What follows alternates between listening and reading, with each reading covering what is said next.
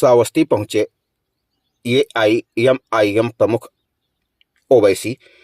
विशाल जनसभा को किया संबोधित। भारी तादाद में लोगों का रहा जमावड़ा।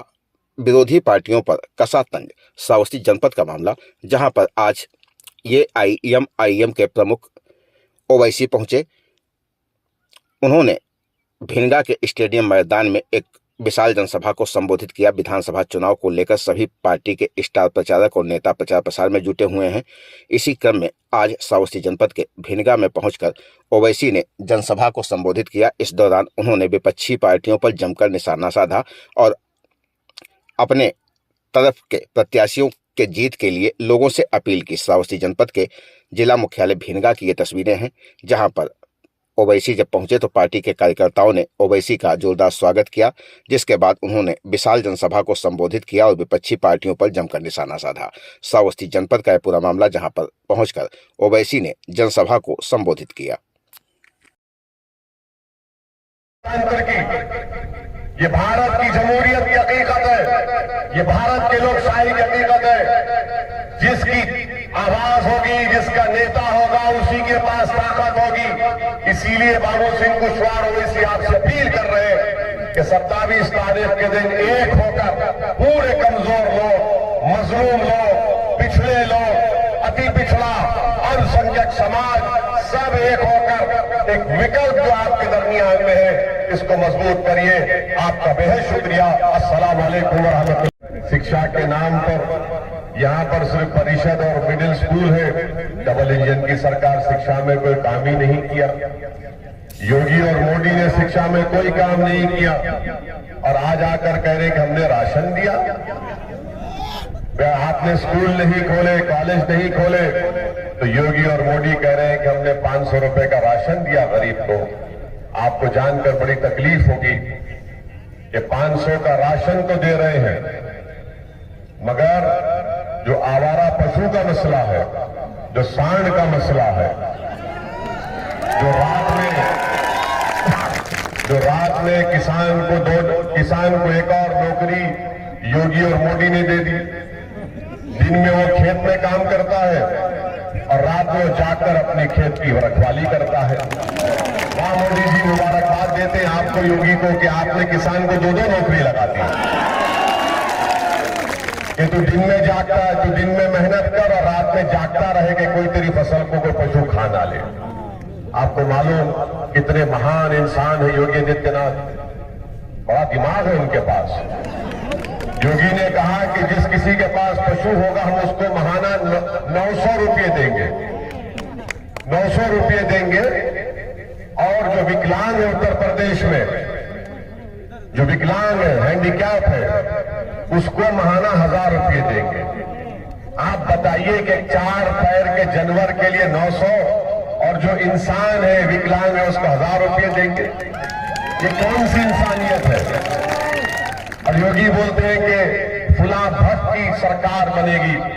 मेरे भाई, मेरे बुजुर्गों, उत्तर प्रदेश की जनता, श्रावस्ती जिले की और इस विधानसभा की जनता से अपील कर रहे हैं कि सरकार देशभक्तों की बननी चाहिए, जो कुशवाहा बनाएगा इंशाअल्लाह ताला मुख्यमंत्री बनकर। हमदर्दी पर बननी चाहिए, जुल्म पर नहीं बननी चाहिए, ठोक की पॉलिसी पर बननी नहीं चाहिए। कि 5 साल से पशु किसानों की रात की नींद हराम कर चुके हैं। क्या आप जानते नहीं हैं, आपको मालूम भी है कि कोविड की दूसरी महामारी के बाद जो इस जिले के, इस विधानसभा के, दोनों विधानसभा के नौजवान श्रावस्ती जिले से, उत्तर प्रदेश से बाहर देश के कोने कोने में जाकर नौकरी करते थे, जब वो वापिस आए तो क्या पिछले 8-10 महीने से यही नहीं बैठे हुए बेरोजगार होकर? नौकरी नहीं है उनके पास। ये क्यों हुआ? क्योंकि मोदी ने सिर्फ 4 घंटे में लॉकडाउन कर दिया और गरीब परेशान है आज। इसीलिए हम आपसे अपील कर रहे हैं मेरे अजीज दोस्तों और बुजुर्गों, भागीदारी परिवर्तन की सड़ाई में आप अपना हिस्सा अदा करिए। आप आगे बढ़कर जहां पर जन अधिकार पार्टी का प्रत्याशी है, गैस के सिलेंडर पर बटन दबाइए। जहां पर मजलिस का उम्मीदवार है, उनका निशान पतंग का है, वहां पर बटन दबाइए। हम ये चाहते हैं कि गरीबों को और मजलूमों को इंसाफ मिले और आपको इंसाफ इंशाअल्लाह ताला ओवैसी और बाबू सिंह कुशवाहा दिलाकर रहेंगे। जब एक मंच पर गरीब और मजलूम जमा हो चुके हैं, जब एक मंच पर ओवैसी और कुशवाहा ने अपने दिलों को मिला लिया और इस बात को तय कर लिया कि हम दोनों की मंजिल एक ही है, हम दोनों की कामयाबी भी एक है, हम दोनों की नाकामी भी अगर होगी तो एक ही होगी। इसीलिए आपको इस भागीदारी परिवर्तन मोर्चा को कामयाब करना है। और हम आखिर में आपसे ये बात कहकर रुखसत हो रहे, क्योंकि आज जुमा भी है, आपका शुक्रगुजार हूं कि आप आए। हमारी आखिरी बात यह है कि आप इस बात को याद रखिए कि जिस समाज के पास उसका नेता होगा उसी को सुना जाएगा, जिसके पास उसका नेता होगा उसी के बहते हुए आंसुओं को पोंछा जाएगा। जिस समाज के पास उसका नेता होगा उससे इंसाफ किया जाएगा। जिस समाज के पास उसका नेता होगा उसी की आवाज को सुना जाएगा। जिसका कोई नेता नहीं होगा वो सिर्फ घुट-घुट के जिंदगी गुजारेगा, वो जिंदगी भर रोता रहेगा और शिकायत करता रहेगा कि हाय मुझसे इंसाफ नहीं हुआ, मुझे दबा दिया गया, मुझे कुचल दिया गया, मुझे पुलिस के जुल्म का शिकार कर दिया गया। तो ये कमजोर और पिछड़ा समाज, अति पिछड़ा समाज को मिलकर ये सोचना है कि हमारा नेता कौन है। क्या योगी और मोदी तुम्हारे नेता हो सकते? नहीं हो सकते। क्या अखिलेश तुम्हारा नेता हो सकता है? नहीं हो सकता। आज आपके पास एक विकल्प है, बाबू सिंह कुशवाहा और ओवैसी आपके दरमियान में है। आप कुशवाहा साहब के हाथ को मजबूत करिए, डरने और घबराने की जरूरत नहीं है। जिसका नेता होगा उसी की आवाज को सुना जाएगा, उसी से इंसाफ होगा। हम कुशवाहा साहब की मौजूदगी में हम बड़ी इज्जत करते हैं इनकी और जिंदगी भर करते रहेंगे। क्या आपको मालूम मेरे भाई, मेरी इज्जतदार मौत 4 साल जेल में थे। कुशवाहा साहब 4 साल जेल में थे। क्यों थे जेल में? जेल में क्यों डाला गया उनको? क्योंकि जालिम को नजर आ गया कि अगर इसको जेल में नहीं डालेंगे तो फिर ये जमीन पर इनकलाब पैदा कर देगा। कुशवाहा साहब को 4 साल जेल में डाले और जालिम को मालूम था कि कुशवाहा का कोई नेता नहीं है, इसलिए 4 साल बाबू सिंह कुशवाहा को जेल में रहना पड़ा। आजम खान जेल में है, आजम खान जेल में है। मंत्री थे अखिलेश के, मुख्यमंत्री बाहर है, मंत्री जेल में। समझा आपने? मुख्यमंत्री आजाद फिर रहा है और कह रहा है कि मुझ पर जवानी कुर्बान कर दो। आजम खान मंत्री थे, जेल में है। छगन भुजबल महाराष्ट्र का मंत्री था, जेल गया, 4 साल जेल में था। मगर जिस पार्टी का मंत्री था उसका मुखिया बाहर है, उसका भतीजा बाहर है। अब महाराष्ट्र में नवाब मलिक जेल को चले गए, उन्हीं की पार्टी का डिप्टी चीफ मिनिस्टर है, मगर ये मिनिस्टर जेल में है। तो क्या मालूम हुआ इन 4 नाम जो लिया में? आपका नेता अगर होगा तो जेल को डालने से पहले सोचेंगे, जुल्म करने से पहले सोचेंगे। मगर आपको सोचना है, हाँ नेता अगर कोई बन भी गया तो जेल में डालने से पहले जालिम सोचेगा, अगर इसके हाथ लगाएंगे तो इसका समाज जोड़ पर निकल कर आ जाएगा। मेरे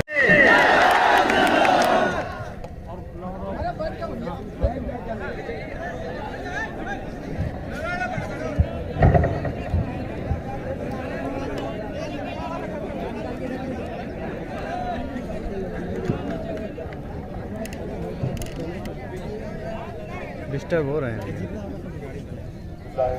सेट कर लो बगले नहीं, वो कट करे पड़ी ना, मैं 10 सेकंड में। की लड़ाई लड़ रहे हैं।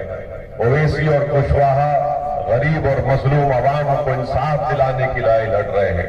और आप बेहतर जानते हैं कि पूरे श्रावस्ती जिले में यहाँ पर इतना बड़ा जिला है, 12 लाख की आबादी है और एक ही गवर्नमेंट का डिग्री कॉलेज है। बताइए ये कौन सी डबल इंजन की सरकार ने काम किया 5 साल में? मोदी और योगी की श्रावस्ती जिले में एक डिग्री कॉलेज है। और फिर डबल इंजन की सरकार बहुत दावे, झूठे दावे करते हैं। क्या ये बात सच नहीं है कि जब कभी बरसात का मौसम आता तो राप्ती नदी का पानी पूरे गांव में घुल जाता है, बर्बाद कर देता है फसलों को, जमीनों को? क्या किया इन्होंने 5 साल में? तो मोदी जी बोलेंगे, भाइयों बहनों हमने नहीं किया, वो नेपाल से आ जाता है। अरे भाई देश तो हमारा है ना। आपने 5 साल में गरीबों को बचाया नहीं, बाढ़ से जमीन कट जाती, फसल बर्बाद हो जाती। तो ये आपके जिले के तकालीफ है। अगर यहां से आप जन अधिकार पार्टी को और मजलिस को कामयाब करेंगे तो हम आपसे वादा कर रहे हैं कि इन तकालीफ को दूर किया जाएगा। और फिर आप देखते हैं कि 25 साल हो गया इस जिले को बनकर, मगर यहां पर विकास के नाम पर कुछ नहीं हुआ। क्या यहां पर कोई रेलवे की लाइन है कनेक्शन के लिए? क्या यह बात सच नहीं है कि आपको गोंडा जाना पड़ता है? हमको पता है, हैदराबाद से हमारे और योगी मोदी को पता है। इसीलिए तो हम कह रहे हैं कि अपनी आवाज को उठाओ, आप अपनी आवाज को बुलंद करो आप। और यही चीज, यही लड़ाई हम ओवैसी और कुशवाहा एक जगह जमा होकर आपकी आवाज को उन जालिम हुक्मरानों तक पहुंचाना चाहते हैं जो कान के अंधे हो चुके हैं, आंख से कान के बहरे हो चुके हैं, आंख के अंधे हो चुके हैं, और इनकी जबानें गरीब, मजलूम, पिछड़ा, अति पिछड़ा, अल्पसंख्यक समाज के लिए नहीं खुलती है। तो सवाल ओवैसी और कुशवाहा की आवाज का नहीं है, सवाल यह है कि क्या आप हमारी बात सुनकर अपनी आवाज को इतना बुलंद करेंगे कि उत्तर प्रदेश की विधानसभा में मैलायू राजकर और आसिया बेगम आपके विधायक बनकर जाएंगे? नहीं जाएंगे। तो जब 27 तारीख को आप मतदान करने जाएंगे तो सिर्फ आप वोट नहीं डालेंगे, बल्कि आप अपनी आवाज को, बुलंद आवाज को, अपनी हक की आवाज को, सच्ची आवाज को, इन दोनों प्रत्याशी को जब आप कामयाब करेंगे तो आपकी आवाज पूरे उत्तर प्रदेश में पहुंचेगी। ओवैसी और कुशवाहा अपनी आवाज को बुलंद करने के लिए या पूरों को अपनी मकबूलियत के लिए नहीं आए हैं। ओवैसी और कुशवाहा साहब हिस्सेदारी की लड़ाई लड़ रहे हैं। आप किसको दोषी मानते हैं? बीजेपी को मानते हैं कि उनके कार्यकर्ताओं को मानते हैं? क्या कहते हैं? देखिए, जिन जालिमों ने हम पर गोलियां चलाई, हमने संसद में इस बात को कहा कि आखिर ये इतना कट्टरपंथी क्यों हो गए? किसने इनको इतना कट्टरपंथी बनाया? किसने इनको बंदूक उठाने पर मजबूर किया? उनको बैलेट पर भरोसा नहीं है, अम्बेडकर के संविधान पर उनको एतमाद नहीं है, उनको गोली पर भरोसा है। तो ये बात मालूम करने की जरूरत है। अमित शाह सर कहते हैं कि यूपी में बाहुबली नहीं बजरंगबली है। हाँ, अमित शाह कहते हैं यूपी में बाहुबली नहीं ही दिखते, बजरंगबली दिखते हैं। अब देखिए ना, उनको तो लाशें नजर नहीं आई कोविड पे दूसरी महामारी में, बेरोजगारी नजर नहीं आई, जो आवारा पशु उनको नजर नहीं आए। तो उनको यही नजर, जो नजर आता है वही कहते हैं वो। 10 मार्च के बाद, और उनको तो 12th के बाद इंटर आता है, उनको मालूम। 10 मार्च के बाद योगी आदित्यनाथ ने कहा है कि हम फिर से बुलडोजर चलाएंगे। हम 10 मार्च के बाद योगी आदित्यनाथ ने देखिए, एक कहा बात है कि हम सुनिए, फिर से बुलडोजर हम चलाएंगे। हम योगी आदित्यनाथ से पूछ रहे कि आप टेनी घर बुलडोजर क्यों नहीं चलाए? क्यों? आपका दोस्त है क्या वो जिसने 4 किसानों को मार दिया? चलाइए ना बुलडोजर आप उसके ऊपर। आप ये बोल के डरा क्यों रहे? चलाइए बुलडोजर पहले टेनी के घर के ऊपर। चलिए सर, एक आखिरी सवाल आप जान